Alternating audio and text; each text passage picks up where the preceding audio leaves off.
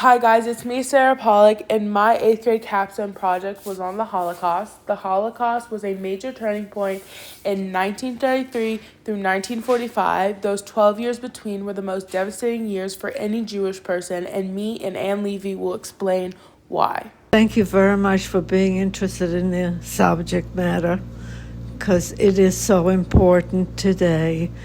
My name, as you heard, is Ann Levy, and I am a Holocaust survivor. I was 4.5 years old in 1939 when Germany invaded Poland. That's where I was born, and that's where I lived with my mother, father, and my sister Lila.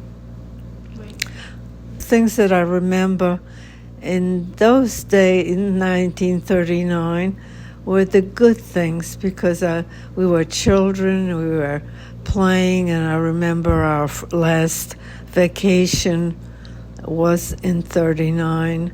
But then once Germany invaded Poland, our lives changed completely in every respect that you can think of. And because we were Jewish, we were really made an example of what terrible things one human being can do to another. So it was terrible. My mother, my sister, and I wound up in the Warsaw Ghetto.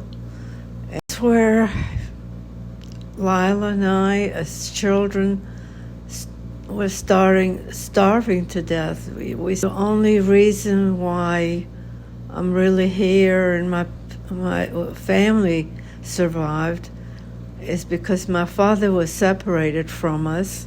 Things that I saw with my own eyes as a child should not be seen. So one day there was a knock on the door, and my mother opened the door, and there was my father. And so that's the reason I'm here, because when he came back, he brought with him bread and butter. And when he saw the condition that we were in, he realized that he couldn't really give us a whole slice of bread. So he cut up the slice of bread into little cubes and started feeding us a bit at a time. We lived in a Warsaw Ghetto, and my parents had to work in what was called Schulze's shop, which made wooden soles for the prisoners.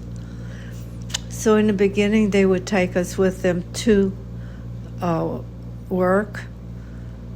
Other times they would hide us. We were hidden in furniture. We were hidden under the floors.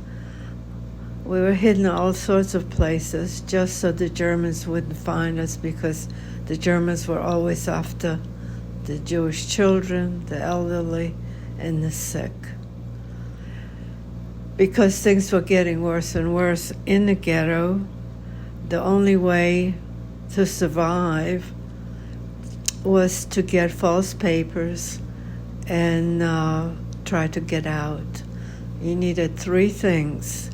You needed false papers that would say that you were Catholic. You had to have a Catholic Polish family that would be willing to take you in, and that was hardly to get us physically out of the ghetto onto what they called the Aryan side, where no Jews were allowed.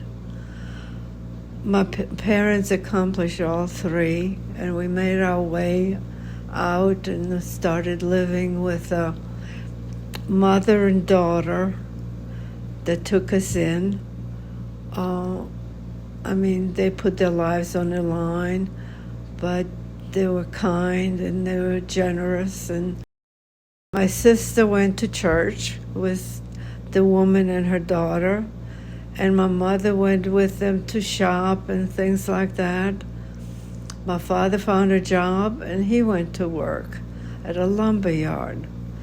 On the other hand, because I had olive complexion and I had dark curly hair.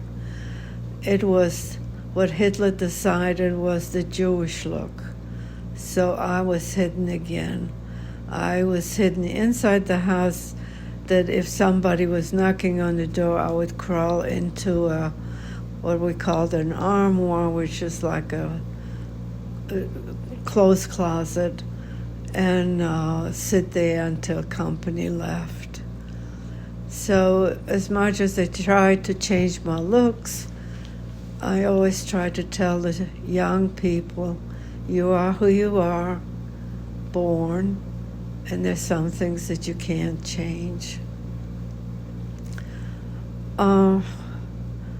This went on for a while, and because people were disappearing, and especially children, my parents were always afraid of what would come next.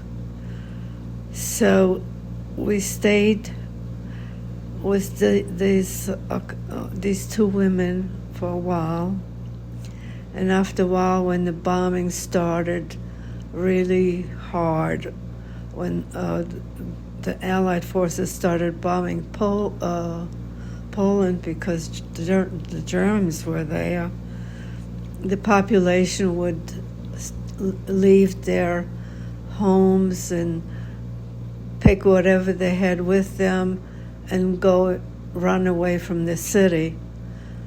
And so we did the same thing. We sort of blended in with the rest of the population and made it out into the countryside, and we stayed there until we were actually liberated by the Russians.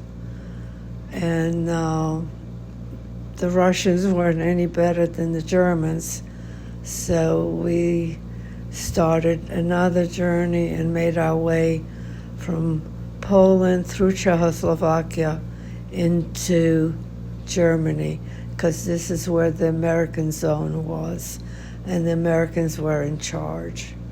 And my parents' dream was to come to the United States. Landed in New Orleans at the Poland Wharf. So ironically, Poland was still in the picture, but it was just just a port.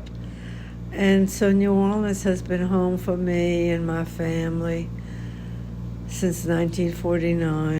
Now I'm going to ask Aunt Levy some questions that some people wanted to ask her to know more details about her story. I was happy because I was just a child and didn't know anything other than being happy being with parents. And then it was being scared, being very scared. And then it was a relief once we arrived in this country. I was, just different from the people that I was friendly with.